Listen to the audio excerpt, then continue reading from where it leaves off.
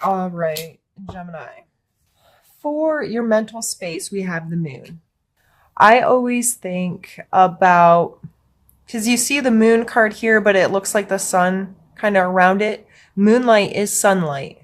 It's just reaching the earth in a different way, right? It's being reflected off that moon onto us.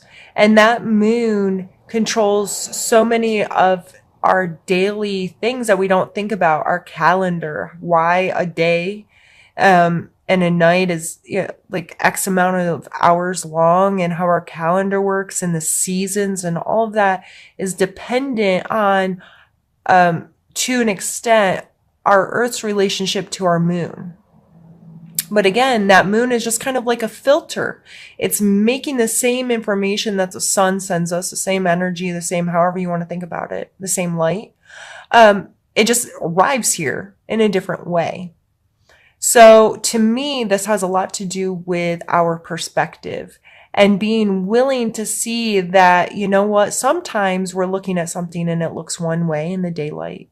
It may be beautiful and amazing. You're looking at maybe an extravagant garden or house or whatever. And then the moonlight comes and you look at it and it scares you. Or it seems there's something about it that doesn't sit right with you. It's the same place. It's even the same light. But just because it's hitting it in a different way, it can change our relationship to it. So mentally, there may be some of this going on. Okay, having to evaluate. This is the thing. How am I looking at it? Has my perspective on it changed? Why has it changed? This card also pulls a lot into what myself and others may refer to as shadow work. Shadows about us, parts of our personalities that we dismiss or hang in the shadows, that we don't allow ourselves to recognize and accept. Things mirroring can come into play, as in what stands out or what you dislike about someone the most may be something within you that you dismiss or you don't give time or attention or acceptance to. This can get really, really deep, and just depending on your mind frame at the moment, mentally, these energies in general may be affecting you right now or be playing on your mind, weighing heavily, and it's something that you're thinking about. If you have any more comments, questions, or concerns regarding this card or any cards, please feel free to reach out to me. I like to have conversations with people. I'm more than open and willing to do that with you. In your physical space, we have the Five of Wands. Now, they're obviously fighting, right? It looks like there's some kind of battle being waged here. However, they look like juveniles. They're not dressed like with swords and armor and that kind of thing. They look like kids. And you think about kids play fighting and roughhousing. You think about any kind of martial art or most any kind of sport. You need a certain level of competition or conflict or hands-on experience to become good at it. So this card always brings to me the mindset of, I can approach conflicts as a problem, or I can approach conflicts with an attitude that I can learn from this. These people are going to teach me to be better. These people, this is an opportunity for me to learn. This is an opportunity to test myself. What is my skill set? Who am I? What is my relationship to participating in this kind of behavior? And is my perspective one that sees it as a benefit? I see that through challenging and tough moments that I can learn and I can grow and things can be bigger and better. And I'm going to be better if I'm willing to approach this conflict from a place of eagerness to learn from it. So in your physical world, this could be friends, family, co-workers, anything, absolutely anything. And if you go into any conflict from that mindset, you may be amazed at how differently you feel about it, and how different your emotions attach to it. Speaking of emotions, your emotional card is Judgment. So, emotionally, you may be very connected to judging, being either judging other people, judging yourself, feeling judged by others, feeling like you have to maintain some kind of standard to be quote unquote good or okay with them. Emotionally, that can be a very taxing energy. I would recommend asking yourself questions based on your relationship to the word judgment. What was the very first thing you thought of? Did you think of religion? Did you think of a specific person in your life or a situation in your life? Your relationship to yourself? If you're spending time standing in a mirror picking yourself apart, is that a healthy behavior? Is that emotionally healthy for you? There's lots of little things that come into play here. It may, you may want to look into furthering your education on what that is and what that does to us, whether it be self-help guru types on YouTube, reading some kind of book, engaging in conversations with people you trust their judgment and trust that they will be open and honest with you regarding your feelings on it. That's just something you may want to explore a little bit this month and be mindful of. Call yourself on your bad behaviors. If you catch yourself judging yourself or others, why am I doing that? Why does my brain want to work that way? How can I not do that? You know, some of that kind of stuff. And spiritually speaking, we have the 7 of coins here. This card really makes me think of patience. This person went out and did all this work to grow whatever this is. He tilled the land. He made sure that the soil was right. He's watered it. He's weeded it. He's done all the work.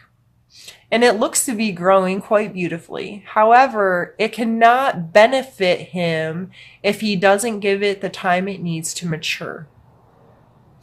So if you're feeling spiritually like I'm not where I think I should be, I'm not as connected as I think I should be, or, you know, I'm not ticking these boxes and I'm not being rewarded for my diligence, this card reminds us of patience and being able to understand that things take time. If you've implemented new routines regarding your spirituality and you're just like, well, I'm doing X, Y, and Z. Why am I not feeling better or feeling, you know, whatever I expect to feel?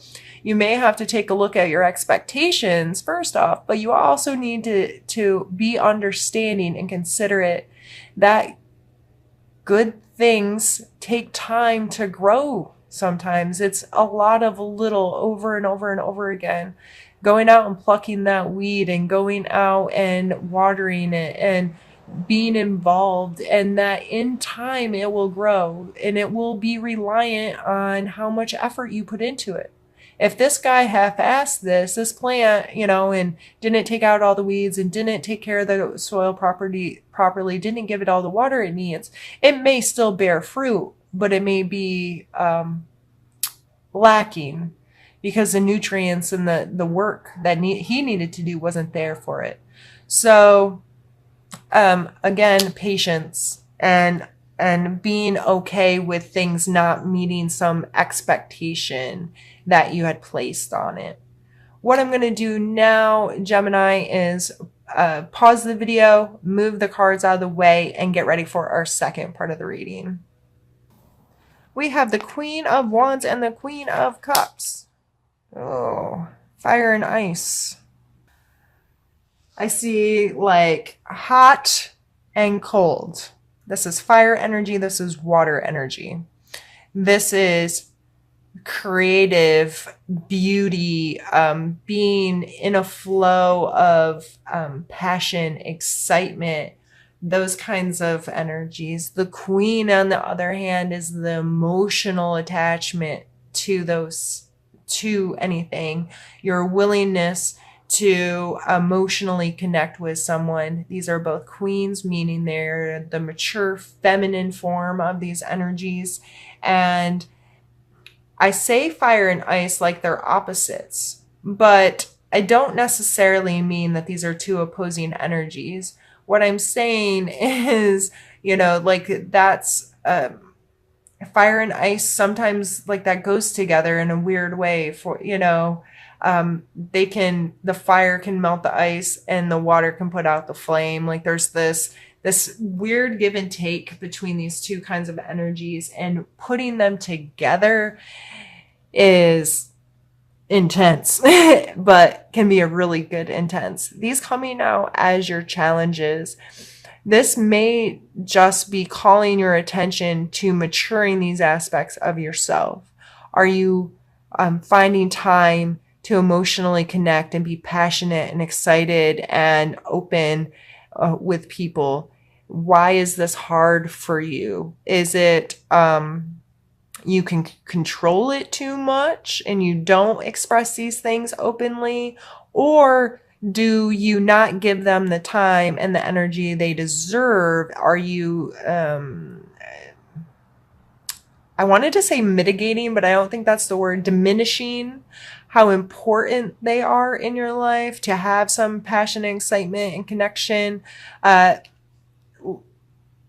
This could be very personal kind of stuff that's hard for me to exaggerate on here in a general reading.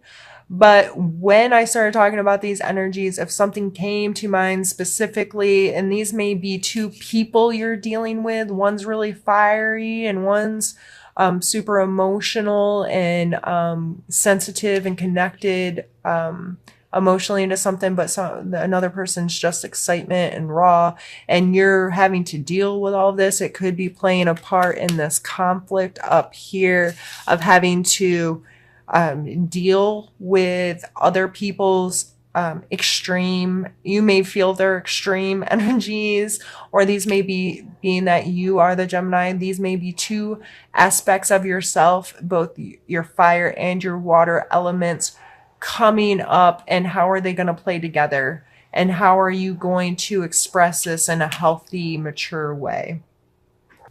We have the Three of Cups and the Nine of Coins. The Three of Cups a lot of times is a party card. It's typically depicted with three people, three women sharing of cups, having a good time, like cheersing. Here they're like dancing on top of the cups. This is like a girls' night out kind of energy, like the people you're close with that you can connect with and be yourself with and be really authentic with and enjoy time together. You have joy, you have fun. And there's this just ease of connection with them that allows you to be you. You feel supported in being yourself with these people. So coming as a strength, are you someone that people feel that way with? Do you have some sort of group of people that can support each other and can be authentic and real with each other? And also the Nine of Coins coming. This is someone who, so this is the 7, this is the 9. She put in this work. She was patient. She understood that it would take a while for these fruits to ripen. And now she has them very proudly displayed. She has a big fancy hat and a fancy bird and a fountain. Like, she put in the work. She waited. She understood. And she has created a wealth for herself, a worth for herself, for her space. This isn't necessarily about luxury, but this is about understanding value and the willingness to do the work to then be able to say, yep, I've done this and I feel really good that I've created this space for myself. Those two strengths of not only being able to have fun and enjoy things, but seeing the worth and the value of your space, of the work that you do, the time that you spend, your willingness to be patient and and diligent and mindful. And so appreciate these aspects about yourself. Appreciate these two cards coming together, you know, that no fun makes you a dull boy, or all work, no play makes you a dull, whatever it is. My brain's not working. But Gemini, you have these two aspects. You know when to work, you know how to do it, you know how to get things done. You can put in that time and energy. You also can have a really good time, and you can maybe be a little silly or do things that are outside of normal stuff, maybe. But it's because that you feel able to be authentically yourself and have those connections and have fun with people. So remember those aspects of yourself this month. Appreciate those aspects of yourself this month. And these are kind of opposite cards. Again, opposite here. There's a lot of all the different suits. We aren't heavy-handed on any one thing. We have coins, wands, cups, and oh, we don't have swords. I guess we don't have swords, but anyway, there's all elements here, and you Geminis are known for that kind of duality in your life. Appreciate it. Use it to your strength that you do have this duality. You do have these two parts of yourself, and how can you make these work together to best benefit you? This is moving away from behaviors, actions that aren't okay anymore. A lot of times this card can actually depict moving away from an unhealthy relationship with someone or something.